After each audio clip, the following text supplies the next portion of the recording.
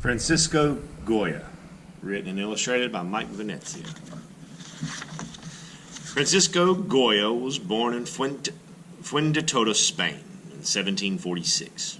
He was one of Spain's greatest artists and discovered new ways of painting that led to the exciting world of modern art. During his life, Goya painted portraits of the wealthy people in Spain's royal court. Dukes, duchesses, kings, and queens paid Goya to make paintings of them. Sometimes Goya made paintings just for himself. He painted things that interested him and things that came from his mysterious and secret thoughts.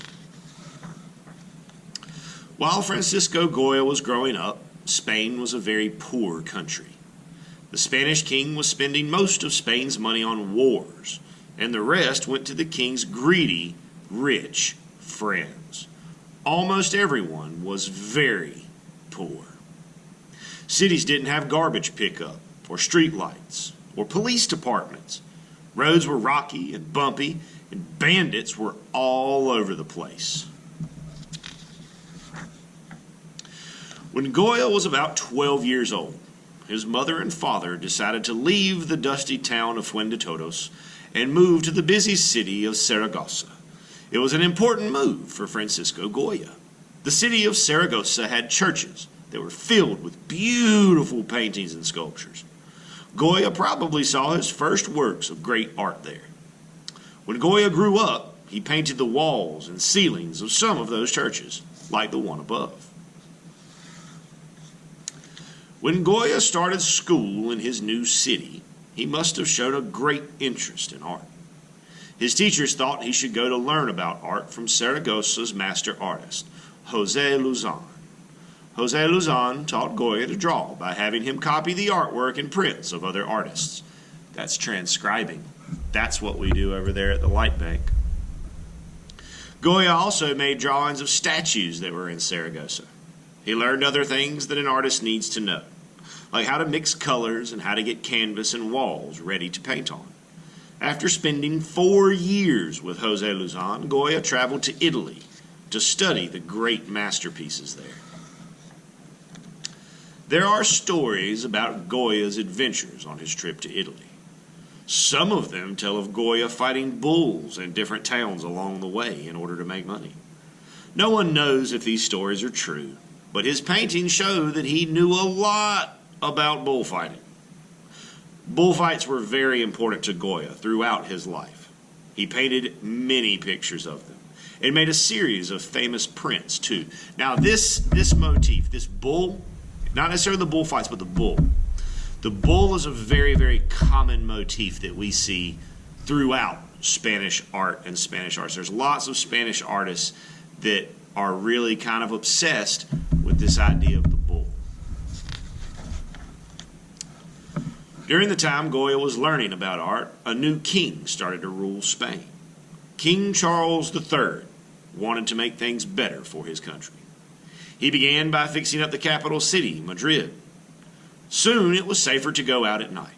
Streets were well lit, garbage was picked up, and new buildings and palaces were built. There were lots of empty walls in the new buildings that needed paintings and decorations. Artists from all over the world came to Madrid to help. Goya got a job there designing tapestries. A tapestry is a beautifully woven cloth that can be hung up like a painting. They were made during Goya's time in factories. Workers there copied designs given to them by different artists. The painting above is one of Goya's designs. Soon, people in the royal court noticed Goya's beautiful tapestry designs and asked him to paint their pictures. He was even asked to paint a portrait of King Charles III, right here. One of Goya's special gifts was his ability to show not only how people looked, but also what kind of people they were in real life. Goya liked King Charles III and painted him looking wise and friendly. But he painted the next king of Spain and his queen above the way he knew them to be. Even in their fancy costumes with jewelry and medals, Goya showed them as dull, oafish people. Francisco Goya loved children. The painting on the next page is one of his most famous portraits. It's fun to look at all the things Goya put in this painting. The hungry cats in the shadows, giving you the feeling that the boy's pet bird can be in trouble at any moment. Goya found an interesting way to sign his name, too. He put it on the card that the bird is holding in its beak. The boy's bright red suit makes him stand out from the background. But the really special thing Goya did in this portrait was to paint the boy's face so that he looks almost alive. Francisco Goya was becoming one of Spain's favorite artists. He made lots of money and had friends in the royal court. Just when things seemed like they couldn't be better, something happened that changed Goya's life and the way he painted forever. Goya became ill with a mysterious disease and almost died.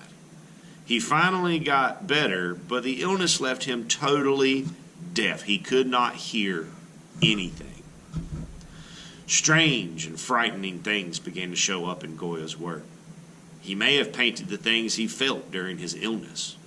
People were probably surprised at the new way Goya painted. Goya didn't put strange and frightening things in all of his work.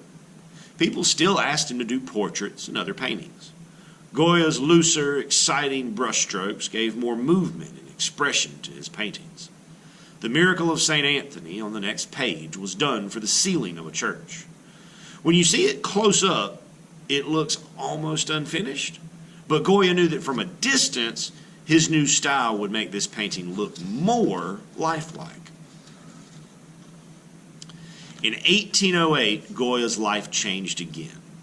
Napoleon Bonaparte, a famous French general, wanted to take over Spain. Napoleon sent his soldiers there and a bloody war began. Goya saw terrible things happening. He decided to show what he saw in his artwork. The 3rd of May shows Napoleon's soldiers shooting defenseless Spanish people. The fear you can see in their faces and the strong shapes and lighting make this one of Goya's greatest works. When Goya was older, he moved into a large house and decided to paint the walls there. These paintings were Goya's most mysterious and powerful works. He never told anyone what they meant. The frightening witches, strange creatures, and people fighting could have had something to do with the way Goya felt about his sickness, his deafness, the war he hated, and his old age. Francisco Goya lived to be 82 years old. He was able to show the real, deep-down feelings of the people he painted in his lifelike portraits. Goya is also famous for the wonderful drawings and prints that he made. Many of them are as hard to figure out as his mysterious paintings. Goya painted many different subjects during his life. His beautiful portraits of Spanish life are as interesting as the strange, powerful works he made after his illness. Modern artists who came after Goya learned much from his exciting and expressive style of painting.